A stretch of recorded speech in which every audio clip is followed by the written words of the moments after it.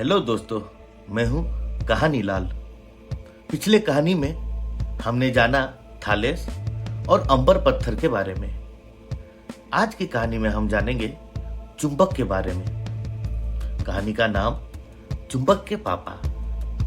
सालों के बाद सन 1544 मई 24 को इंग्लैंड के कोलचेस्टर का एक शहर में एक छोटे बच्चे का जन्म होता है।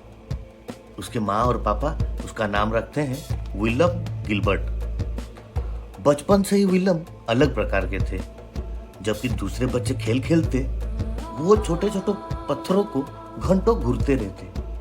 उनकी आंखों में हमेशा एक सवाल होता, ये चीज आखिर काम कैसे करते हैं। एक दिन जब वो अंबर पत्थर को देखे, उनके दिल में एक सवाल आया, ये अंबर पत्थर चीजों को अपनी ओर खींचता कैसे है। बड़े होकर वो एक डॉक्टर बने।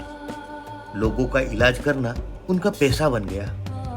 लेकिन उनका मन चीजों को समझने में लगता और वो अपना काम करने के बाद हर दिन नए नए एक्सपेरिमेंट करते।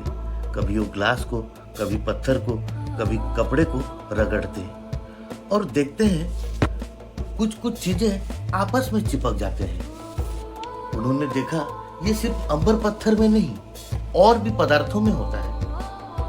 उन्होंने एक प्रेला बनाया, एक चुंबकीय गोला, जिसके जरिए वो लोगों को समझाना चाहते थे हमारा धरती एक चुंबक है। उस समय लोग इस बात को जादू समझते थे। उन्होंने ये प्रूव किया ये प्रकृति विज्ञान है। अपनी एक किताब द मैग्नेट में उन्होंने लिखा इलेक्ट्रिक। पहली बार एक नया शब्द दिया। ये शब्द ग्रीक के भाषा इलेक्ट्रॉन से आया, जिसका मतलब है अंबर स्टोन। उन्होंने ये भी समझाया इलेक्ट्रिसिटी और मैग्नेटिज्म दोनों अलग अलग शक्तियां हैं। इस वजह से उन्हें father of electricity and magnetism कहा जाता है।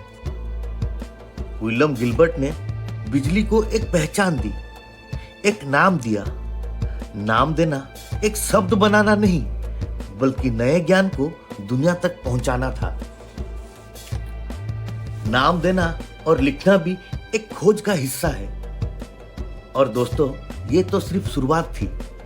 गिलबर्ट के बाद आए एक ऐसे वैज्ञानिक जिनका दिमाग बिजली से भी तेज था, जिसने इलेक्ट्रिसिटी को समझने की एक नई राह खोल दी। अगले एपिसोड में मिलते हैं बेंजामिन फ्रैंकलिन और बिजली की पतंग की कहानी में।